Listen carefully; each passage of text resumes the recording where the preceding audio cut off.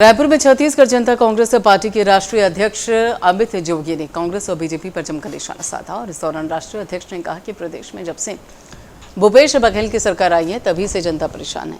उन्होंने कहा कि मेरी पार्टी 90 सीटों पर विधानसभा चुनाव लड़ेगी। कांग्रेस और बीजेपी के तमाम बड़े नेता मेरे संपर्क में हैं। जिन्हें कांग्रेस और बीजेपी से टिकट नहीं मिला वो हमारे संपर्क में है और आने वाले समय में बड़ा धमाका होने वाला है।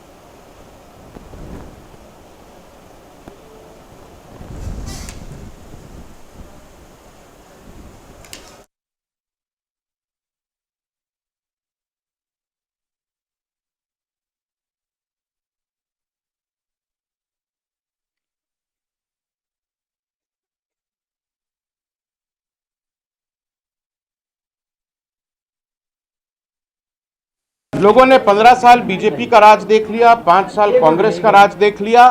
ऐसा कोई सगा नहीं जिसे कांग्रेस और भाजपा ने ठगा नहीं। छत्तीसगढ़ की जनता दोनों राष्ट्रीय दलों के द्वारा अपने को ठगा हुआ महसूस कर रही है।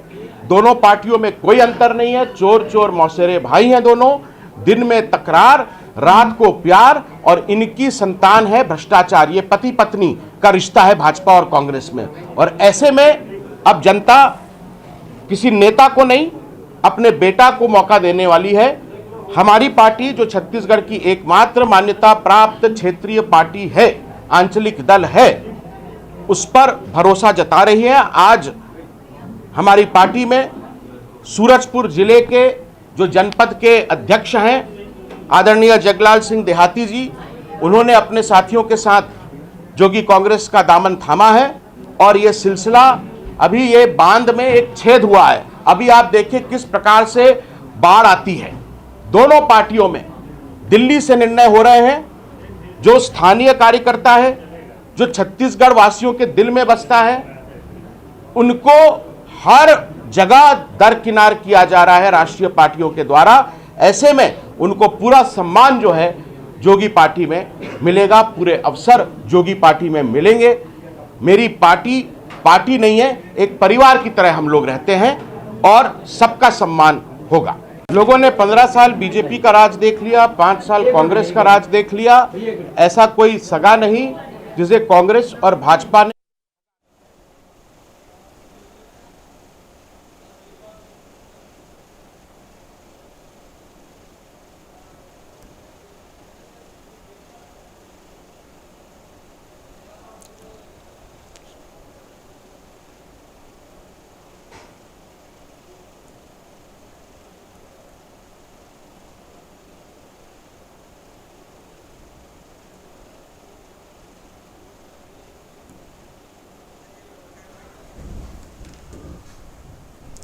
मुख्यमंत्री भूपेश बघेल दिल्ली में सीडब्ल्यूसी की बैठक के बाद रायपुर लौटे, जहां पर बैठक को लेकर चर्चा भी उन्होंने बताया कि मीटिंग में 4 घंटे तक चर्चा हुई और बैठक में एक मत से जातीय जनगणना कराए जाने की बात कही गई है और इसके साथ ही चुनाव को लेकर भी सीएम ने यहां बात की। इस दौरान उन्होंने क्या कुछ कहा वो भी सुनिए।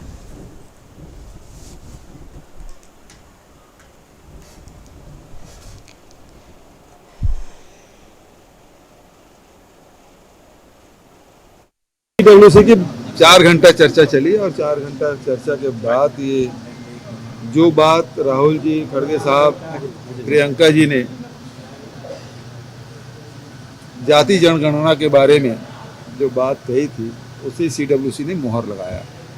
सभी सदस्यों ने एक मतीन कहा कि जाति जनगणना होना चाहिए, क्योंकि इससे चाहे वो किसी वर्ग को हो, मान लो हम अनुसूचित जाति या जनजाति या पिछड़े वर्ग कहते हैं, अपर क्लास की बात करें, इसमें बहुत सारी ऐसी जातियां हैं जो 75 साल में विकास के दौर में पिछड़ गए हैं, या शैक्षणिक रूप से हो या आर्थिक रूप से हो।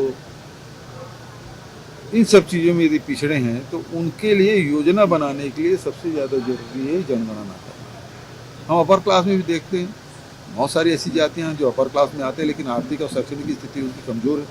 पिछड़े वर्ग में भी देखें बहुत सारी जो छोटी हमारी जातियां हैं जिसकी संख्या कम है या शैक्षणिक रूप से, आर्थिक रूप से कमज़ोर है, उसके लिए योजना बनाना। अनुसूचित जाति, जनजाति में भी आप देखेंगे बहुत सारी जातियां हैं और उसके आगे बढ़ाने के लिए जाति गणना जनगणना होना जरूरी है, इस बात पे मुहर लगा। छत्तीसगढ़ को लेकर के भी कोई डिस्कशन हुआ? छत्तीसगढ़ के इलेक्शन को लेकर के? छत्तीसगढ़ के इलेक्शन के बारे में तो वही हम लोग जब मीटिंग कर रहे थे तभी इलेक्शन कमिश्नर के द्वारा प्रेस कॉन्फ्रेंस किया गया और डेट हमारे सामने आया। तब ये है कि आज 9 तारीख को डिक्लेयर किए हैं और 7 नवंबर को चुनाव है, मतलब ये सबसे कम समय, 1 महीना भी नहीं है। 13 तारीख को आपको नॉमिनेशन शुरू करना है, 13-10 से शुरू हो जाएगा ना, और उसके बाद यदि 7 करें, कितना दिन बचा? 19 दिन का समय मिलेगा किसी भी कैंडिडेट को।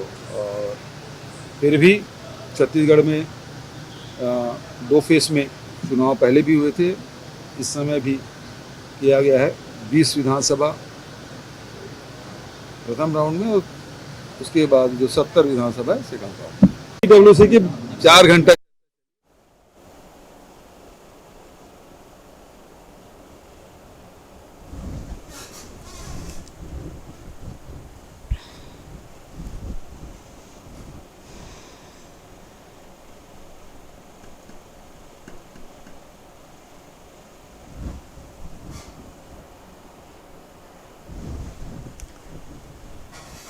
छत्तीसगढ़ में विधानसभा चुनाव की तारीखों का ऐलान हो चुका है और जिसको लेकर रायपुर जिला निर्वाचन अधिकारी ने बताया कि जिले में धारा 144 लगा दी गई है। इसके साथ ही सरकारी कर्मचारियों की छुट्टी पर भी रोक लगा दी गई है और इस बार चुनाव में बुजुर्ग और दिव्यांगजनों को घर में मतदान करने की सुविधा दी जाएगी और इसके लिए एक फॉर्म भरा जाएगा।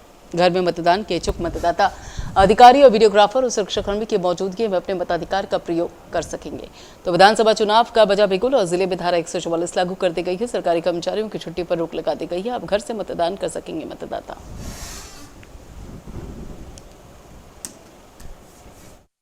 तो जो सामान्य निर्देश है उसके बारे में आपको भली भांति जानकारी होगी, शेड्यूल के बारे में भी आपको जानकारी होगी। आज की प्रेस वार्ता में मुख्य रूप से हम लोग जिला स्पेसिफिक बात करेंगे और उसमें भी हम लोग केवल निर्वाचन के जो विषय है उसमें हम लोग बात करेंगे।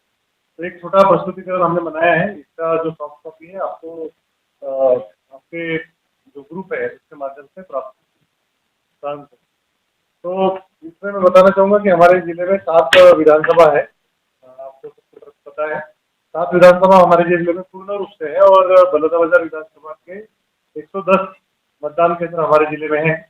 और इसमें अगर हम देखते हैं तो एक जो हमारा विधानसभा है जो अनुसूचित जाति के लिए रिजर्व है, बाकी सभी जो विधानसभा है वो अनरिजर्व।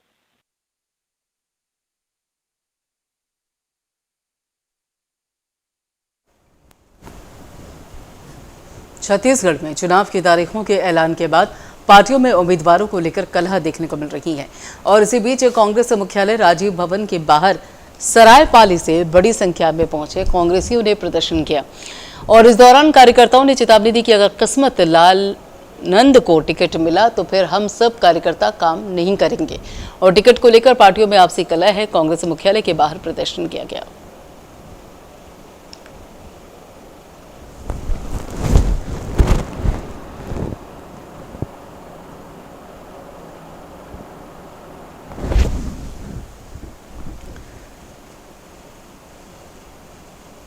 छत्तीसगढ़ सहित 5 राज्यों में होने वाले विधानसभा चुनाव के लिए सोमवार को तारीखों का ऐलान भारत निर्वाचन आयोग ने कर दिया और ऐसे में छत्तीसगढ़ की सभी राजनीतिक पार्टियां चुनावी रंग में ढल चुकी हैं। प्रदेश में होने वाले विधानसभा चुनाव में प्रत्याशियों के नाम को अंतिम रूप देने के लिए राजीव भवन में कांग्रेस प्रदेश चुनाव समिति की बैठक की गई और बैठक से पहले सीएम भूपेश बघेल ने बीजेपी के प्रत्याशियों की सूची पर तंज कसते हुए कहा कि भाजपा में परिवारवाद दिखाई दे रहा है। कांग्रेस प्रदेश चुनाव समिति की बैठक बीजेपी की लिस्ट को लेकर बोले सीएम बघेल, बीजेपी में सिर्फ परिवारवाद नजर आ रहा है।